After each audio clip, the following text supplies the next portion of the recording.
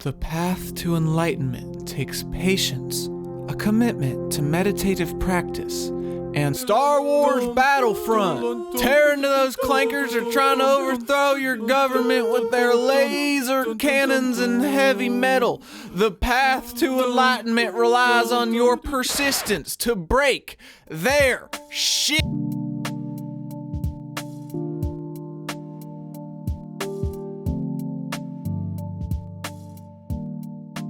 When you're playing a shooter, what is your intention? I don't mean like, I want to sit down and relax by playing a video game. I mean more like, when you're actually in the game, what are you consciously putting forth? What are you trying to achieve? I feel like there's two main intentions to talk about here. One of them is to achieve the objective, whether that be capture a point or a flag or whatever. But the second one, which is a little more interesting to me and what I'd like to talk about today, is at surface level, kind of grim. It's the intention to shoot other players, but I think it honestly has just become a modern medium for competition. We don't actually, well, most of us don't actually have the desire to shoot other people. It's kind of lost its inherent violence, for better or for worse, and it's mostly stripped down to this competition. You shoot at me, I shoot at you, and whoever loses all their health first loses. You know, these rules are really simple, but they're honestly fantastic conditions for competition. They bring out all sorts of approaches to win.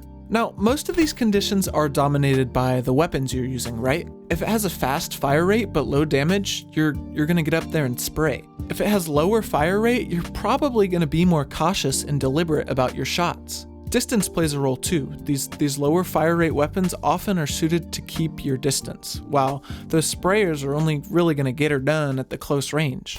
But what if there was a weapon that completely disregarded both range and fire rate? What would that look like, and how would that change your intention in this competition? Well, I don't know. Just kidding, that's what this abomination is.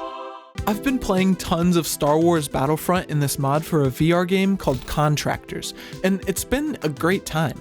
The mod is insanely impressive. It has the class system, vehicles, heroes, and other cool characters to buy with the points you earn throughout the round. Really just like the real deal. And also, just like the real deal, it's got a lot, if not all of the weapons from that game, including the cycler rifle. For those of you watching who don't know about this thing, it's made for psychopaths. The damage is absolute. It's gospel. Any regular player you hit is instantly wiped. You win.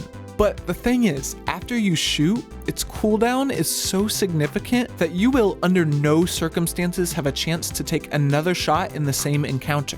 This creates very black and white situations, especially at closer ranges where you only have one shot. If you hit your target, you win. If you miss, you lose. Because of these unique conditions, your intention when you use this weapon is completely different than any other weapon in this game. For instance, when you have an encounter with an automatic weapon, you aim, you pull that trigger as fast as you can react, and you let it rip. You adjust for the recoil and correct the path of the bullets as you shoot, right? These weapons are very reactionary, and they're meant to be. They're very good for that. Weapons with a slower fire rate are effectively the same when it comes to how you react, but instead of spraying, every shot counts just a little bit more. You're still adjusting your aim as you shoot, but there's a hint of hesitation behind it as you line up your shot, because there's a bit more punishment if you miss. Alright, so this takes us to the cycler rifle. When I first started using this, I took the same approach as all these other weapons. You encounter someone, you aim as fast as you can, and you shoot. But what I quickly realized is that when you do this, you lose a lot. So instead, you have to change your approach to these quick encounters. You have to, as much as you can, suppress that initial reaction to shoot at them as quickly as possible. And instead, take a moment, line up your shot. It's hard. They're shooting at you as much and as quickly as possible. But regardless, take a breath, line them up, and then, once you have that moment of confidence, then you pull the trigger. And sometimes you still miss. But even so, I think it's so interesting how this one weapon and its unique limitations forces the player to put so much more intention behind their actions, especially in a medium like VR where you are physically putting those actions forward. It holds you more responsible, so you can't just let it fly haphazardly. You need to be careful, you need to be patient, and you need to think about it. What a novel idea. But it's cool, you know? And the payoff is infinitely more rewarding to me, because the stakes are much higher and you are locking in every time you use that thing. It's fun. I don't know why I always gravitate towards the most weird and out there weapons in games like this, but if I had to guess, it's probably because it's satisfying to have limitations that change how the whole game is played. It just makes you go, oh! Oh.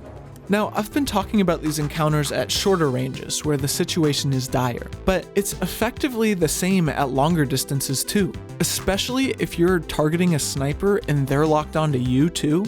Remember, this thing pretty much completely disregards range as a factor, so you're gonna take them out whether they're 5 feet away or 500 feet away. Hitting the long range is honestly even more satisfying because you are rocking those iron sights. So when you get a hit, it's like hitting the lottery.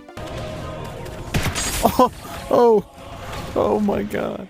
Since the cooldown is so extreme with the cycler rifle, you'll rarely be using it alone. I like to pair it with this long-range rifle that's very high in damage, but carries a steep cooldown after 3 or 4 consecutive shots. Really for the same reason that I like to use the cycler rifle. But I bet there's a lot of cool combinations out there that you could try to create even more unique playstyles. These kinds of weapons that change how a player interacts with a game are super interesting to me. So if there's anything like this that you all enjoy using in this game or any other game really, I would love to hear about it in the comments below.